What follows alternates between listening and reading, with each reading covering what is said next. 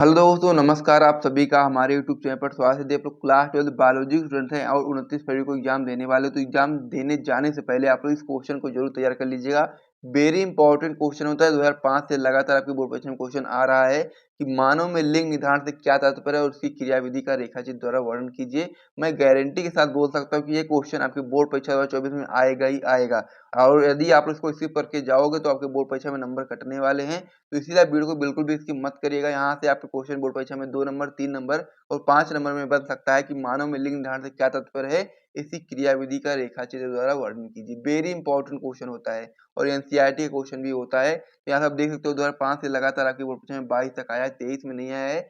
24 में 100% ये क्वेश्चन आएगा ही आएगा। इसको आप लोग लिख करके रख लो और ये इंपॉर्टेंट क्वेश्चन बोर्ड परीक्षा में जाने से पहले इसे जरूर तैयार कर लीजिएगा। तो चलिए हम लोग इसका उत्तर देखना शुरू कर देते हैं। बहुत ही सिंपल तरीके से मैं इसका उत्तर आपको बता दूंगा, आपको बिल्कुल भी परेशानी नहीं होगी और आराम से आप लोग 5 मिनट में ये क्वेश्चन तैयार कर लोगे। तो जल्दी से वीडियो को लाइक करो, चैनल को भी सब्सक्राइब करो, फिर हम इसका उत्तर देखना शुरू कर देते हैं। तो मानव में लिंग निर्धारण सबसे पहले आप लोग इस प्रकार से हेडिंग लगाओगे, फिर लिखोगे कि मानव में 2 प्रकार के गुणसूत्र पाए जाते हैं। आपको यहाँ पर पता होना चाहिए कि जो मनुष्य होता है, मनुष्य में आपके 2 प्रकार के गुणसूत्र पाए जाते हैं। पहला प्रकार आपका होता है दैहिक या फिर कायिक गुणसूत्र और दूसरा प्रकार आपका होता है लिंग गुणसूत्र। तो दैहिक या कायिक गुणसूत्र क्या होता है, इसको हम लोग समझ लेते हैं। तो दैहिक या कायिक गुणसूत्र आपका वही गुणसूत्र होते हैं, ये कायिक लक्षणों का निर्धारण करते हैं। क्या होता है कि दैहिक या कायिक लक्षण जो होते हैं, कायिक गुणसूत्र जो होते हैं, या फिर कायिक लक्षणों का उदाहरण कह सकते हैं, निर्धारण करते हैं। और संख्या में 22 जोड़ी होते हैं, यानी कि 44 होते हैं। संख्या में कितने होते हैं ये लोग? 22 जोड़ी होते हैं, यानी कि 44 होते हैं। यानी कि एक जोड़ी में 2 होता है तो 22 जोड़ी में 44 होंगे। तो आप लोग बता सकते हैं कि जो ऊपर दैहिक या फिर कायिक गुणसूत्र होता है, ये आपका कायिक लक्षणों का निर्धारण करते हैं और संख्या में 22 जोड़ी यानी कि 44 होते हैं। तो ये आपका हो गया दैहिक या फिर कायिक गुणसूत्र। अब लिंग गुणसूत्र की हम लोग बात करते हैं, तो आप बताओगे इसमें कि ये लिंग निर्धारण करने वाले जीन है, यानी कि जो लिंग गुणसूत्र होते हैं ये आपके लिंग निर्धारण करने वाले जीन होते हैं, जो संख्या में 1 जोड़ी यानी कि 2 होते हैं। अगर नर की बात करेंगे तो नर में आपका XY गुणसूत्र होता है और यदि हम मादा की बात करेंगे तो उसमें आपका XX गुणसूत्र होता है। तो ये तो आपने समझ लिया होगा। हम लोग यहाँ पर समझ लेते हैं लिंग निर्धारण की XY विधि, जो कि बोर्ड परीक्षा के लिए बहुत ही महत्वपूर्ण है। और इसको आप यदि आप स्किप करके जाओगे ना तो ये 100% आएगा ही आएगा और आपके नंबर कटेंगे यहाँ से। तो इसीलिए आप इसको बिल्कुल भी स्किप मत करिएगा। तो चलिए अब हम लोग देख लेते हैं कि जो लिंग निर्धारण विधि होती है, लिंग निर्धारण की जो XY विधि होती है वो किस प्रकार से होती है, आइए समझ लेते हैं।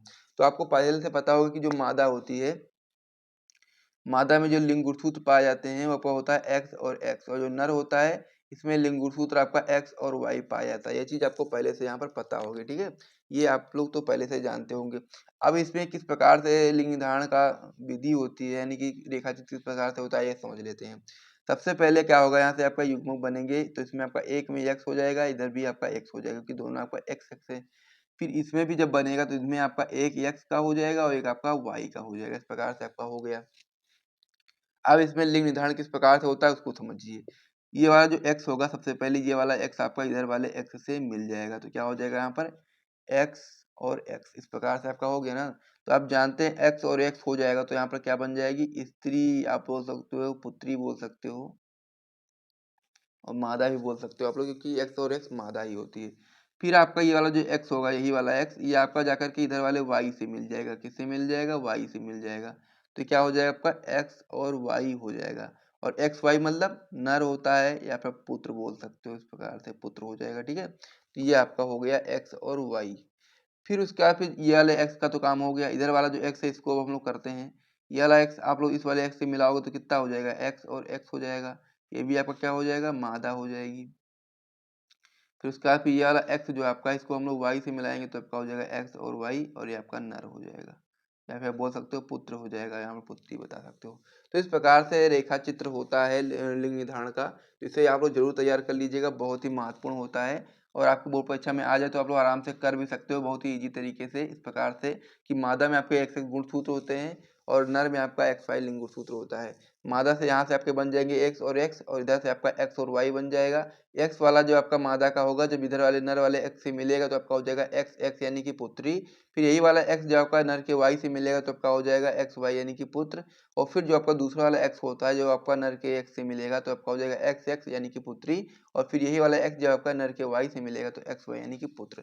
तो इस प्रकार से लिंग निर्धारण की XY विधि भी मैंने आपको समझा दी है। और यहाँ से यदि आपको वीडियो पसंद आए तो वीडियो को लाइक कर दिए, चैनल को भी सब्सक्राइब कर दिए। फिर हम वीडियो समाप्त करते हैं, मिलते हैं नेक्स्ट वीडियो में, तब तक के लिए जय हिंद।